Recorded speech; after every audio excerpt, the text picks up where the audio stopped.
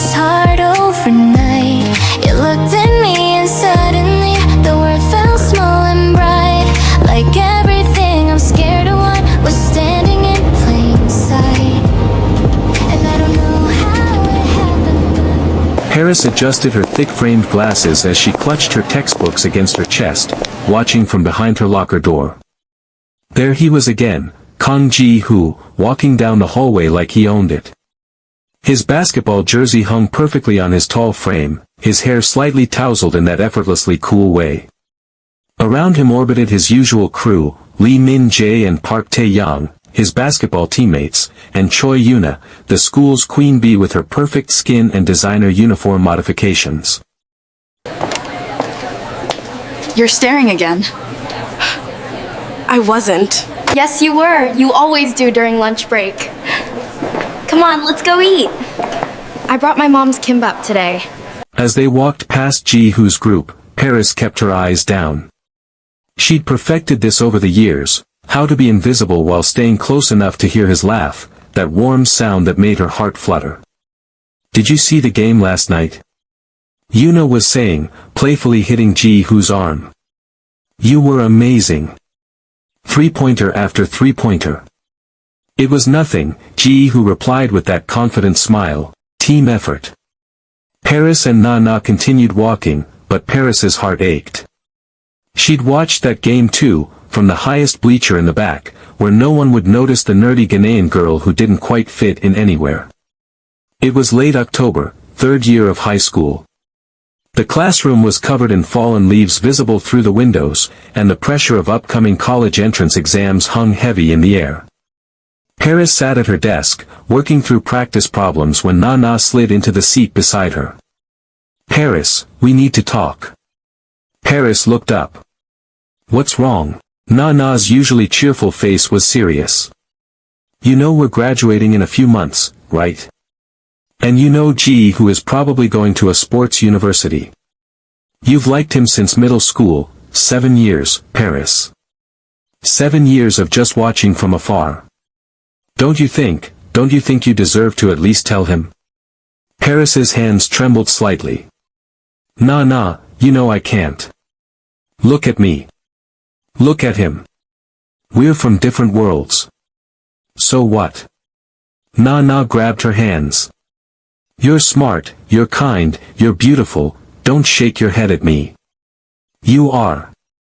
Those glasses don't hide who you really are, and even if he says no, at least you'll have tried. At least you won't spend the rest of your life wondering, what if? Paris looked down at their joined hands.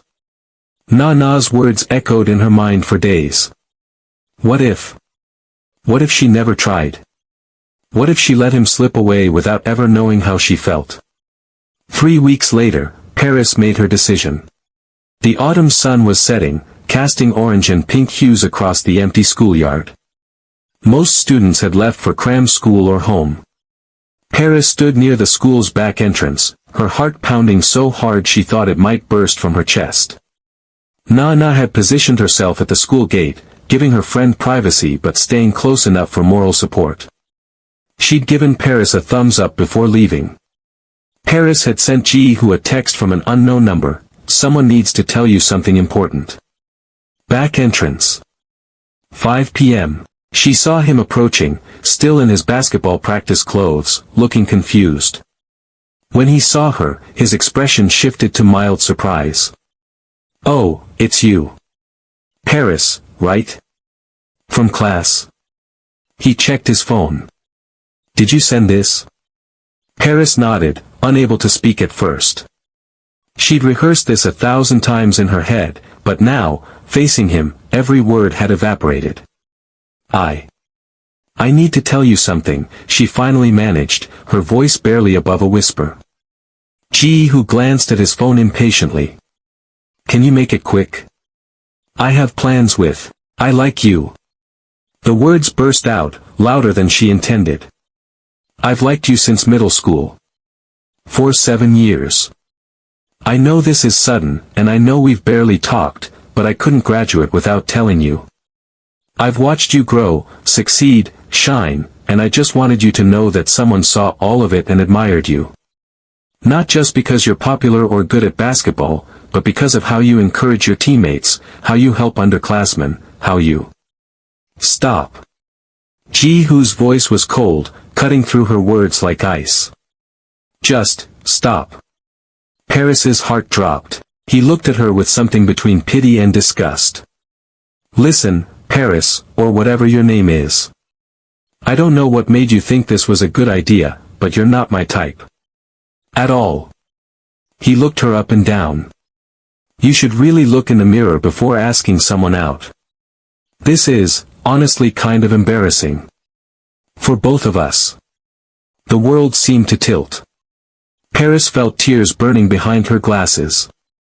I'm sorry you wasted 7 years on this, but maybe use that energy on studying or something. Now, if you'll excuse me, I have actual plans. He turned to leave, then paused. And please don't tell anyone about this. I don't need people thinking I'm the kind of guy who gets confessed to by girls like you. He walked away, pulling out his phone to text someone, probably Yuna or his friends, already dismissing her from his mind. Paris stood frozen, tears streaming down her face. She didn't notice the figure hiding behind the corner, phone raised, recording everything. That weekend was the darkest of Paris's life. She lay in her bed, curtains drawn, ignoring her parents' worried knocks and her little brother Kofi's attempts to cheer her up with bad jokes through the door. Her phone buzzed constantly. She ignored it until Sunday evening when Nana showed up at her house, let in by her worried mother. Paris, open this door right now. Nana knocked firmly. Paris finally opened it, her eyes swollen and red. Nana's face crumpled. Oh, sweetie. She pulled Paris into a tight hug. I'm so sorry. But Paris, you need to see this. Not the bad thing, there is a bad thing, but first, watch this. Nana sat her down and pulled up a YouTube video on her phone. It was titled, From Heartbreak to Harvard, My Story. The woman in the video was elegant, successful, speaking at what looked like a TED Talk. When I was 17, I confessed my feelings to my crush. He rejected me in the cruelest way possible, told me I wasn't pretty enough, wasn't good enough. I cried for days. But then I made a decision, I would let that pain become my purpose. Not to prove him wrong, but to prove myself right. To show myself that I was worth everything I dreamed of becoming. Paris watched, transfixed, as the woman detailed her journey from heartbroken teenager to successful doctor and entrepreneur. When it ended, Nana gripped her hand. Paris, you can do this too. You're so smart, so capable. Don't let Kang Ji Hoo's cruelty define you. Let it refine you. Paris wiped her tears. Something stirred in her chest, not quite hope yet, but determination. What's the bad thing? She asked quietly. Nana hesitated. Someone filmed your confession. It was posted on the school's social media page. Paris's blood ran cold. But... Nana quickly added. Ms. Han found out, you know, our homeroom teacher, and she made them take it down. She also tracked down who posted it. Lee Min-jae thought it was funny. He got suspended for cyberbullying. Most people saw it, but Ms. Han gave a whole speech about empathy and respect. Some people are actually on your side. Paris closed her eyes, a fresh wave of humiliation washing over her.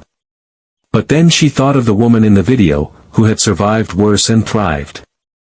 Okay, Paris said, her voice stronger now. Okay. I'm going to focus on the entrance exams. I'm going to become a doctor.